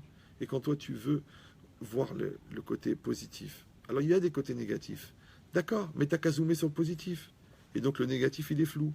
Mais toi comme un brel, tu zoomes sur le négatif. Alors le positif il est flou. La preuve, c'est qu'à chaque fois que tu commences une phrase, tu dis moi, ou tu dis mais, ou tu dis mais c'est pas évident. Donc tu vois bien que tu zoomes sur le négatif. Donc cette logique-là, c'est ça. C'est il faut donner une priorité au couple, d'accord, avant la famille, avant les enfants, avant l'argent, avant les amis, avant l'égoïsme, avant l'orgueil, avant tout. La seule chose qu'il faut mettre avant le couple, c'est la Torah. Pourquoi? Parce que la Torah, elle te dit qu'il faut mettre le couple en avant. Non, c'est pas évident, parce que ça a l'air simple comme ça. Mais il y a plein de gens qui sont déchirés, par exemple, entre Kibbout Avahem et Shalom Bayit. Le respect des parents et le Shalom Bayit. Il y en a qui sont déchirés entre l'argent et le Shalom Bayit. Genre, elle dépense trop, alors je fais la guerre. Ok, t'as gagné des économies, ok, mais maintenant elle est dépressive, alors qu'est-ce que t'as gagné? Une femme dépressive, c'est plus cher qu'une femme dépensière, vous le savez ça. Donc qu'est-ce que t'as gagné avec tes économies de bout de chandelle, que t'as éteint la lumière dans la maison? Soi-disant, il faut être raisonnable. Non, non, tu sais qu'il faut dépenser, tu dépenses, c'est normal. Hachem, il va te donner la bracha. Tu sais qu'il faut une plus grande maison, tu trouves une plus grande maison. Ouais, tu n'as qu'à faire un deuxième boulot. Tu vas trouver, Hachem il va t'aider. Mais si toi-même tu penses que c'est pas nécessaire, donc tu n'es pas rentré dans le format de la nécessité, donc tu ne peux pas avoir la bracha de la nécessité, puisque tu penses que c'est pas nécessaire. Je vous ai raconté cette histoire. Un jour, une femme, c'est un remariage. Elle m'appelle, elle me dit écoutez, Armel Chetrit, je sais pas quoi faire, parce que là je suis remarié. Bon, bah, mon deuxième mari, c'est un gars qui a vécu longtemps seul parce qu'il était veuf, et puis il a à peine un 2 pièces, et puis je suis arrivé avec ma valise. Bon, bah, tout est rangé, hein, je veux dire, sa maison, elle est vraiment cadrée au centimètre. Et là, ça fait 6 mois que je suis marié, et mes affaires sont toujours dans ma valise parce qu'il me dit qu'il n'a pas de place. C'est vrai parce que le mec, il a tout calculé, il a l'armoire, il a les CD, il a la bibliothèque, après il a la kitchenette, la douchette, tout est en hête. Je lui dis, écoutez madame, s'il n'a pas de place pour vos affaires dans sa maison, quelle place il a dans son cœur pour vous? Vous me suivez ou non? Quand tu as un grand cœur, on dort par terre. Je te donne mon lit, je dors par terre, je mets une couverture. Mais quand tu as un petit cœur, même pour les affaires, tu dis, regarde, tu as plein de costards que tu mets pas, jette-les. Je peux pas, c'est ordonné, c'est khalam de jeter, baltachrit. En plus, tu as chassid, d'accord? Choté. Mais c'est salide. Ah oui, c'est vrai. Si je bouge, ils vont avoir mal à la tête, les gens. Ça va, vous êtes bien là? C'est sympa parce qu'ils peuvent répondre. Et je peux pas lire les commentaires. Maintenant, cette idée-là, c'est quoi? C'est que on a compris qu'il faut créer ce qu'on appelle une échelle des priorités communes. Alors là, c'est l'étape numéro 6. Chacun d'entre nous, il prend une feuille. Toi, tu prends une feuille, moi, je prends une feuille. Mais je ne le fais pas devant toi, tu ne le fais pas devant moi. Et on marque les priorités. Qu'est-ce qui compte? La Torah, l'ambiance, la parnassa, la famille, les loisirs, les copains, la bouffe, ouais. Le poker, marque tout. Et c'est très intéressant. Parce que toi, tu vas écrire toutes les priorités. D'abord, il faut tout marquer comme ça en vrac. Et après, tu les mets dans l'ordre. Donc ça passe avant ça, ça passe avant ça, ça passe avant ça. Mais chacun le fait séparément. Et après, c'est très bizarre, vous mettez les deux feuilles l'une à côté de l'autre. Et vous allez vous rendre compte que vous n'avez pas les mêmes priorités. Vous allez dire, mais c'est pour ça qu'on se prend la tête. Parce que, par exemple, le mari, il a priorité pour la parnassa. Parce que normal, il a le souci, c'est lui qui doit tout organiser pour que le loyer, la bouffe et tout. Et elle a une priorité pour l'éducation. Elle dit, mon amour, ok, c'est bien, tu ramènes les 19 000 euros mensuels, c'est bien. Mais les enfants, ils ne te voient jamais. Donc il faudrait que tu passes à 25 000 euros pour qu'on calcule un étalage des paiements pour toutes les sessions de psychiatrie qui vont faire les enfants. Mais si tu rentres un peu plus tôt, donc tu vas travailler un petit peu moins, mais les enfants, ils vont te voir, donc tu vas être un repère, donc ils vont être équilibrés, donc ils vont savoir pourquoi ils font tous ces efforts, et un jour, ils vont remplacer leur père par Avinu Sheba Shamayim, et ça va être des bons croyants. Mais s'ils ne te voient pas, ou s'ils sont toute la journée en train de courir après leur père, eh bien un jour, ils passeront le reste de leur vie à courir après leur père. Puisque leur père, c'est juste leur père à nouveau, ce qu'on appelle les repères.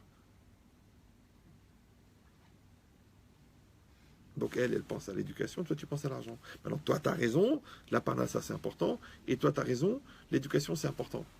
Alors comment on va faire? Alors on va créer ce qu'on appelle une échelle des priorités communes. Les deux, on va faire un fondu de nos deux priorités et on va trouver. C'est pour ça qu'on épouse une personne du sexe opposé. C'est très important. Pour des gens qui auraient des intentions. D'accord? Parce que la vision de l'homme n'est pas comme la vision de la femme. Donc on n'a pas la même approche. Donc on n'a pas la même sensibilité. Donc on n'a même pas la même perception du divin. Donc on n'a même pas le même sens des réalités. Et maintenant le fusionnement de nos deux visions va donner ce qu'on appelle la télévision. Non. Va donner la vision commune. Ouais, je vous ai expliqué pour les yeux. Vous vous rappelez pour les yeux ou non? Non? Non? Vous savez que l'œil droit et l'œil gauche ne voient pas la même chose. Parce qu'ils ne sont pas dans le même angle. D'accord? Donc c'est pour ça d'ailleurs que quand l'opticien il vous vérifie séparément. Mais après, quand vous voyez une seule image. Pourquoi? Parce qu'il y a des cellules dans le cerveau qui sont attribuées pour faire un fusionnement des deux images. Et d'ailleurs, Chazve Shalom lo alenu lo alechem, les gens qui sont atteints de sclérose en plaques, parmi les premiers symptômes, c'est qu'il y a certaines cellules qui sont détruites dans le cerveau et les deux images ne sont plus fusionnées et la personne elle voit double. Donc on est obligé de lui mettre des lunettes spéciales pour qu'elle ait une seule vision. D'accord? Eh bien dis-moi, l'homme et la femme, c'est deux visions différentes. J'espère que vous avez le logiciel de compatibilité de fusionnement. Sinon, de toute façon, on n'a pas la même vision des choses. De toute façon, on n'est pas du tout d'accord sur l'éducation. Ben, moi, je trouve qu'il faut mettre plus de Torah. Moi, je pense qu'il faut plus mettre de... Oh là là, j'ai plus de batterie. Regarde le Satan, comment il est beau. D'accord? Donc, ça veut dire quoi? Je vais raccourcir le cours. iPhone. T'as une batterie? Ah, moi j'ai le film. Pshh, kolakavot. Que des tzadikim. C'est iPhone. Ouais, iPhone. Vraiment, je sens que je vais être au courant grâce à vous. Donc ça veut dire quoi? On fait vraiment du direct. Hein. Mieux que Cyril. Bon. Je pense. Ouais, ouais, c'est bon, c'est déjà bon. Ouais, sûrement. Donc ça veut dire quoi? Ça veut dire... Bon, de toute façon, il nous reste 10 minutes. Mais ça veut dire quoi? Ça veut dire que quand on va faire ce travail de priorité commune, ce que j'appelle l'échelle des priorités communes, c'est pas seulement au niveau culturel que chacun il va savoir qu'est-ce qui est important pour l'autre. Ouais. C'est surtout qu'on va faire un exercice, en fin de compte, de coordination. D'accord? Et on va créer de la solidarité. Pourquoi? Parce que je comprends ton souci, tu comprends le mien. C'est très très important.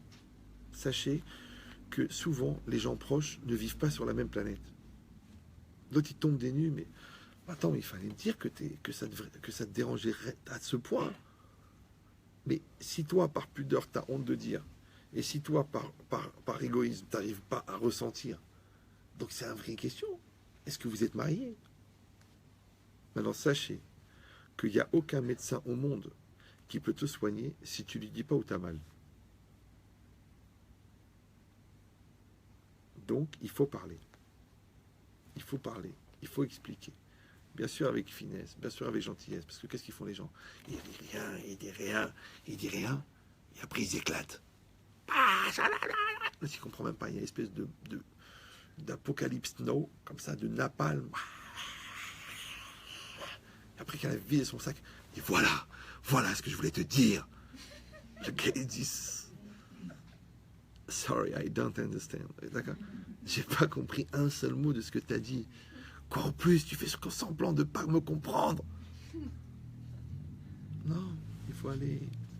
Écoute, on va s'asseoir, je vais t'expliquer. Je vais t'expliquer, mon amour. Ouais. Que c'est comme ça. Voilà ce que je ressens. Voilà comment je vis la chose. Voilà. Ça, je le prends bien. Ça, je le prends mal. D'accord. Je t'ai rien dit. Tu me dis, on va chez mes parents. On va chez mes parents. On va chez mes parents. Ok. Kolakavo, j'aime ta mère. Bon, mais ça fait juste 19 mois qu'on va chez tes parents. Tous les Shabbats. Il faudrait qu'on commence à avoir une vie de couple. Je sais que vous êtes une tribu ou ouais, une bande ou des bédouins. Mais il faudrait qu'on passe un peu de temps tous les deux. Mais à quoi ça sert? On n'a rien à se dire. Eh ben justement, c'est ça la question. Ouais. Donc comment on a pu prendre le symptôme, comment on a pu prendre le diagnostic? Parce qu'on a pris le temps de se mettre en phase et de trouver d'exprimer les priorités de chacun et de trouver les priorités communes. Après, et ça c'est très important, puisqu'en fin de compte c'est ce qui donne la direction du couple, c'est ce qu'on appelle qu'il faut développer la solidarité. D'accord? Vous prenez deux pièces de métal, elles n'ont rien à voir. Là il y en a une, il y en a une autre, elles n'ont rien à voir. D'accord? Maintenant, vous voulez les rendre solidaires en français. Comment il faut faire? Il faut passer le chalumeau sur une des deux, d'accord? Après sur l'autre. Et quand vous les avez ramollis les deux, donc les molécules, elles sont un petit peu moins denses de chaque côté. Donc, c'est-à-dire les égoïsmes, ils sont un peu moins denses, les principes, ils sont un peu moins fermés. Vous mettez une certaine pression, d'accord, pour solidariser les deux pièces. Et vous attendez que ça sèche. Et quand c'est sec, ces deux pièces de métal, moi j'ai étudié un petit peu la résistance des matériaux à l'école, c'est très intéressant, la soudure. Vous savez, la soudure, il y a une barre de métal comme ça, et il y a une barre de métal comme ça. Et entre les deux, on a fait une soudure. Ouais, tu dis, bon, bah, ça va, c'est une soudure. Non, mais tu sais combien il pèse le toit? Tu sais combien il pèse? 80 tonnes. Il tient sur des barres de fer. Mais c'est pas la barre de fer qui tient, c'est la soudure. Vous me suivez ou non? Tu vois la force de la soudure? Alors, est-ce que vous avez la soudure tous les deux? Maintenant, le chalumeau qui chauffe, c'est la tendresse. Et la pression qui va rendre solidaire, c'est le respect. Parce que le respect, c'est des règles rigoureuses. Ce que je ne dis pas, ce que je ne fais pas, est-ce que je dois faire, est-ce que je fais. Et la tendresse, c'est des principes qui vont bouleverser l'autre. Donc ça va bouleverser la structure moléculaire de l'autre. Parce que l'autre a dit, écoute, je vais changer, écoute, je te vois tellement sympathique, tellement investi, tellement gentil. Donc la chaleur et l'amour, ils vont bouleverser la matière. Et la pression, ils vont créer le lien. Maintenant qu'on est solidaires tous les deux, tu peux tirer par là, tu peux tirer par là. Il peut y avoir un problème de santé, un problème de business, un problème de famille. On est solidaire. Ça va? Mais si on n'est pas solidaire, même tu bouges un peu la table, tu vois les deux pièces de métal, elles se séparent. Alors si tu poses une charpente de 60 tonnes, c'est sûr que ça ne va pas tenir. C'est pour ça que le carbone 14, ça permet de dater la matière. Vous savez ça, non? Oui. Eh bien, vous savez comment on mesure l'intensité de solidité d'un couple? Comment on mesure le degré de solidité d'un couple? Solidité.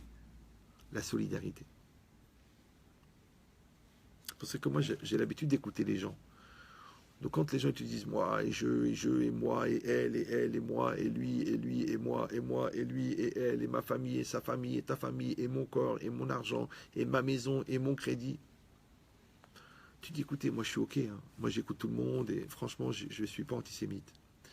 Mais j'ai un problème, j'entends pas nous. Jamais nous, jamais nous. Nous avons un problème, nous avons une solution, nous avons travaillé, nous avons atteint. Jamais j'entends le nous. Donc, j'entends pas la solidarité. Maintenant, je comprends que vous avez des problèmes, je comprends que personnellement vous avez atteint des résultats, je comprends que chacun personnellement vous avez fait des efforts, ok. Mais où il est le résultat de l'effort? Où il est le résultat? Et le résultat, c'est la solidarité. Maintenant, les gens y croient, ils confondent longévité et solidarité. Les gens y croient que comme ça fait 15 ans qu'ils sont ensemble, donc c'est pas possible qu'il n'y ait rien qui s'est créé. Mais moi, je vous mets au défi de descendre à la cave et de regarder le livre qu'à l'époque vous avez posé sur l'étagère. Et bien vous voyez, il y a de la poussière autour. Il a bien séché le bouquin, mais il ne fait toujours pas un avec l'étagère. Pourtant, ça fait 15 ans que ce livre, il est posé sur l'étagère. Donc tu vois, il n'y a pas eu de solidarité. Parce que lui, il est resté un livre, et elle est restée une étagère. Donc, il faut travailler dans le sens de la solidarité. D'accord? Ton souci, c'est mon souci. Alors moi, je veux que tu sois heureuse. J'ai de la peine pour ton travail. Je veux faire attention à l'argent parce que je sais que tu fais des efforts pour ça. Et toi, je sais que ta maison, elle te plaît. Et je sais que ça te ferait plaisir de changer le carrelage. Alors, on va changer le carrelage. Mais c'est des conneries, je ne vais pas te saouler avec ça. Ok, mais tu veux ça, ça te fait plaisir? Oui, alors viens, on fait un petit effort, on trouve une solution. Oui, on va le faire nous-mêmes, on va trouver un Roumain, on va le faire bien. Et c'est tout. Eh bien, elle est contente, Et si tu dis, mais non, c'est des bêtises, arrête de me saouler avec ton carrelage. D'accord, mais toi, tu passes 20 minutes par jour à la cuisine. Elle passe 6 heures par jour à la cuisine. Qu'est-ce que ça peut te faire? Toi, combien tu as dépensé pour décorer ton bureau? 21 000 euros. Tu dis, mais c'est la société qui a payé. Et là, elle te dit, fais-moi un carrelage, je t'en prie. Et là, pour 1500 euros. Carrelage compris, on va acheter les soldes de Brico Dépôt. Ah, tu dis, arrête, casse-moi en tête, enlève les meubles, enlève les trucs. Mais on s'en fout du carrelage. On veut juste faire plaisir à l'autre. Ça lui fait plaisir. Fait du plaisir. Eh ben, on va cuisiner un peu sur un gaz là-bas, à la salle à manger, pendant une semaine, et c'est tout. Qu'est-ce que ça peut te faire? D'accord? Maintenant, quand tu veux faire plaisir à l'autre, ça s'appelle rechercher la solidarité. D'accord? Et quand ça te saoule de faire plaisir, ça s'appelle de l'amour déguisé, de l'égoïsme déguisé en amour.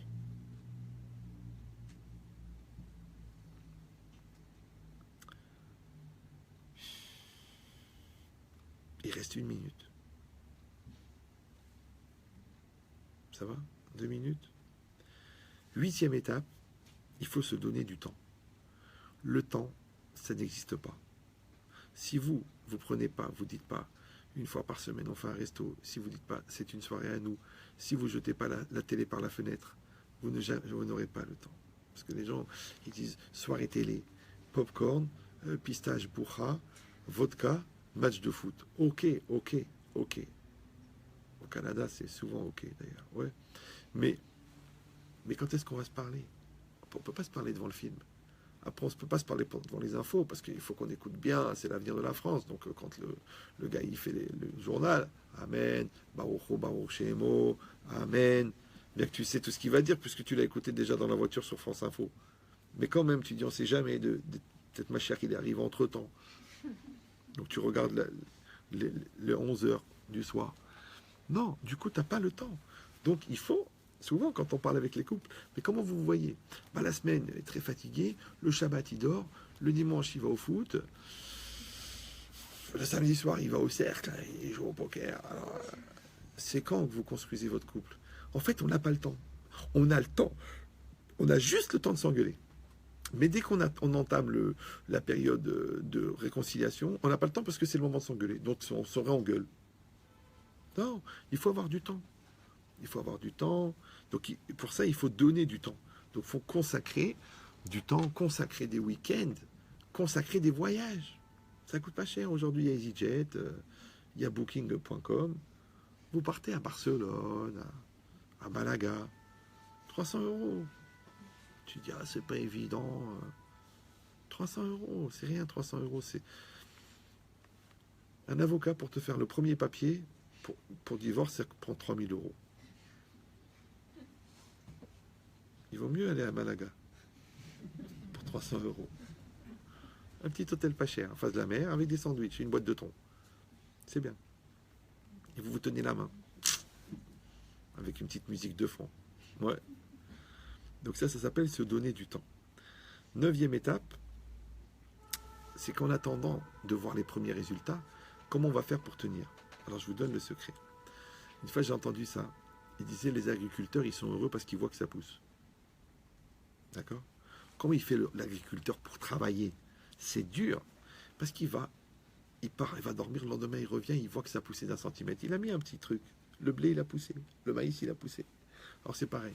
Il faut être très très ambitieux au niveau de son couple. Il faut avoir une vision très très grande, beaucoup d'amour, beaucoup de compréhension, beaucoup de solidarité, beaucoup de douceur, Donc il faut avoir un grand projet, mais il faut accepter que les résultats sont centimètre par centimètre. Parce que pourquoi les gens ils s'énervent? Parce que ça va pas assez vite, parce qu'il n'a pas changé ses méthodes, parce qu'il n'a pas dit à sa mère ce qu'il devait lui dire, parce qu'il ne s'est pas recadré par rapport à ses enfants. Alors tu t'énerves. Mais il faut avoir un peu la patience. Et c'est ça le paradoxe. C'est que d'un côté, il faut une grande ambition, d'un autre côté, il faut de la patience. Maintenant, quand toi, tu relèves les résultats obtenus chaque jour, tu as gagné sur ça. D'accord? Avant, vous n'arriviez pas à parler. Maintenant, vous arrivez à parler. Maintenant, avant, ça durait 5 minutes. Il disait, de toute façon, c'est chacun son opinion. Maintenant, il a été au bout de la discussion. Maintenant, il ne s'est pas endormi en plein milieu. Ouais. Maintenant, elle s'est pas énervée. Maintenant, elle a pris le temps. D'accord, de truc. Là, il s'est remis en cause. Là, elle s'est remis en cause. Mais c'est énorme. C'est un résultat énorme. Les gens disent, bon, heureusement, ben, heureusement, heureusement. Il n'y a pas d'heureusement. C'est chaque centimètre que tu as gagné au Yetzirara, c'est un miracle. Tout à l'heure, j'ai reçu un couple. Quand ils sont partis, j'ai dit à la femme, allumez des veilleuses. C'était un miracle. Il s'est passé un miracle.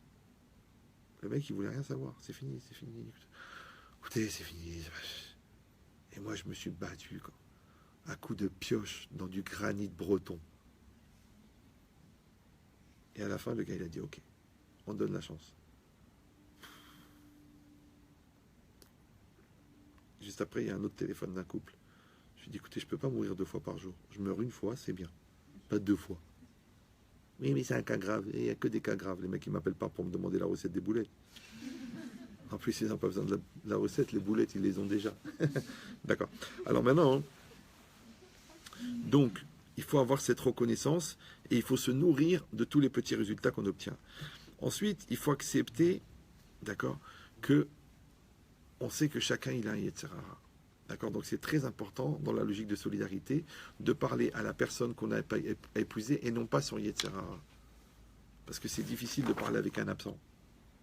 Ouais. Donc j'ai dit, écoutez, mademoiselle, madame, si vous pouviez vous mettre de côté, si vous êtes, mais je suis ton mari, je suis ta femme. Donc on fait ce travail.